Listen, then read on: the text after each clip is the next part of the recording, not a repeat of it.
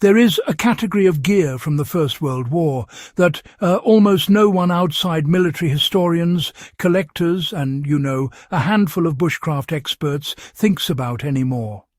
Yet during one of the harshest, mud-soaked, resource-starved conflicts in human history, soldiers survived on foot with equipment that had to function in freezing rain, trench conditions, and long marches over cratered terrain. What they carried had to be simple, modular, field-repairable, and, light enough to move with troops who often walked 20 miles before sunrise. And hidden among the field manuals and supply logs is a specific camp kit that modern backpackers rarely use, even though it solves many of the problems we pretend are new. The soldiers of 1914 to 1918 carried it because it worked. We lost it because commercial outdoor gear headed in a different direction. Today it deserves a revival not for nostalgia, but for practical endurance. The secret of the First World War camp kit starts with the mess tin designed to do more than hold food. One of the most overlooked innovations of the era is the two-part mess tin used by German, French, British and Austro-Hungarian troops. These weren't just food containers, They doubled as cooking pots, frying pans, storage canisters and, even improvised shovels when a soldier found himself without entrenching tools. The design relied on a nesting system. A deep pot carried rations, while a shallow lid locked on top and served as a skillet. The entire unit hung easily over a flame or rested on embers without warping. These days, modern backpackers often carry separate cookware pieces, pans, pots, cups, containers, because today's gear markets them as specialized items.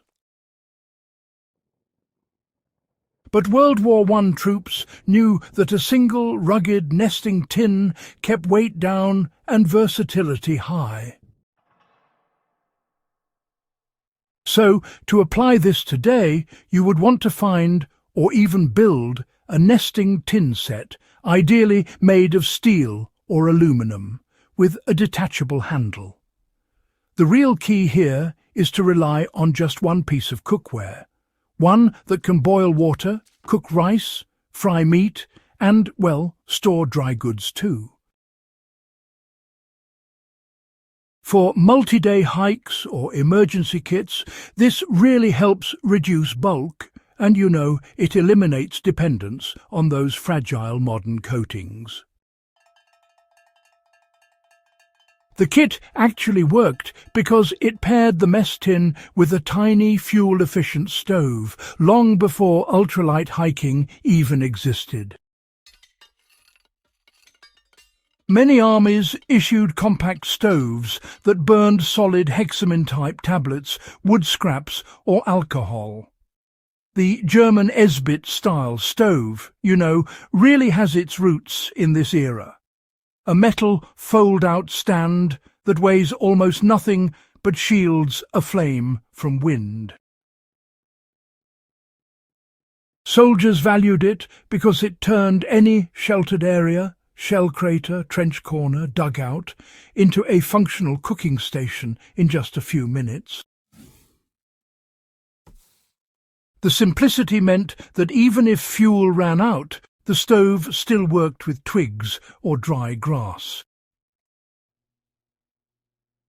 Backpackers these days often find themselves relying on these rather delicate canister stoves or disposable fuel sources that, become completely useless once they're empty.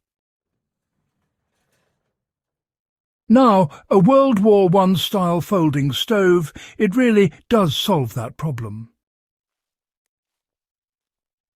So, to bring this into modern practice, Just carry a compact metal stand that can support your mess tin over any kind of flame source.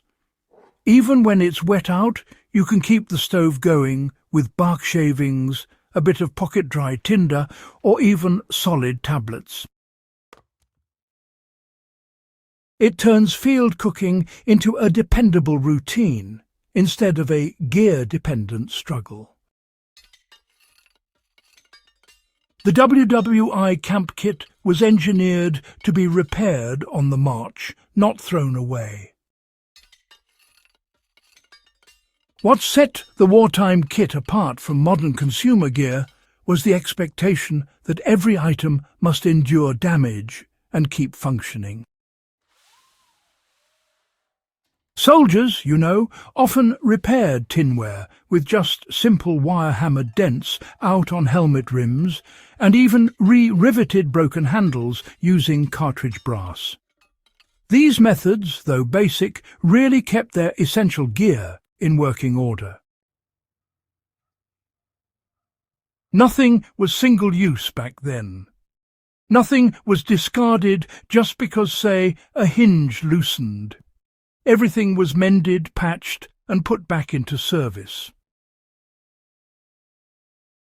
Anyone wanting to recreate the resilience of WWI fieldcraft can simply adopt the same approach. Embrace repair, reuse, and a bit of ingenuity, just as they did over a century ago.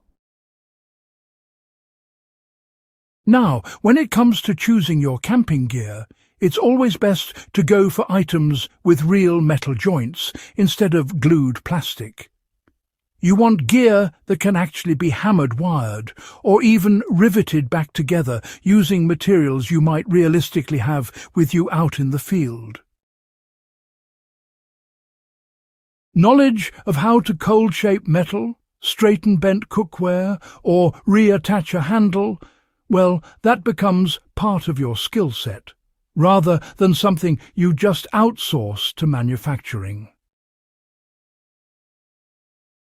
The soldier's minimalist tool bundle, you see, filled the gaps that the mess tin and stove simply couldn't. WWI manuals consistently described a tiny personal toolkit, a small sharpening stone, a length of binding wire, a folding knife, and sometimes a tin opener that doubled as a field tool. Binding wire was especially valuable because it functioned as a universal repair medium. It patched torn straps, reinforced packs, reattached buckles, and even secured cookware lids during transport. Unlike modern repair kits filled with adhesives and plastic clips, wire worked in rain, mud, and freezing temperatures. These days, a modern backpacker can, carry a 1-meter coil of baling wire or soft steel wire just tucked around the outside of a mess tin. Pair that with a reliable knife and a pocket-sharpening stone, and, well, you've got a maintenance kit that addresses about 90% of field failures, without having to rely on any complex tools. The reason, really, that modern backpackers forgot about this sort of kit is because the outdoor industry shifted toward specialization rather than durability. After the First World War, military gear became much more compartmentalized, and honestly, commercial gear soon followed suit.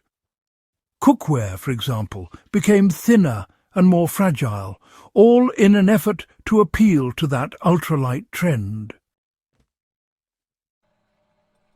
Repairability declined as rivets gave way to adhesives. And the survival skills that soldiers naturally developed were replaced with convenience-driven designs. What vanished wasn't merely equipment, but a philosophy: one kit, many functions. Soldiers understood that durability beats novelty, and that redundancy doesn't require more items. It requires adaptable items. You know, applying the World War I camp kit today actually creates a more resilient, simpler and more field-proof system. So, a modern revival of this forgotten gear looks like this. A nesting metal mess tin replaces pots, pans and food containers. A fold-out metal stove replaces disposable fuel dependence. And, well, a small wire-based repair bundle replaces modern plastic repair kits. And a sharpened knife, kept honed by a small stone, becomes, well, the centerpiece of daily camp routine. These principles are entirely functional for long-distance hikers, bushcrafters, homesteaders, or, you know, emergency preparedness planners. It's not reenactment. It's efficiency learned from people who had no choice but to refine it. If you want more historically grounded survival wisdom, forgotten gear, breakdowns, and practical fieldcraft techniques, make sure you subscribe to Backyard Wisdom and share this guide with someone who appreciates real history brought back to life.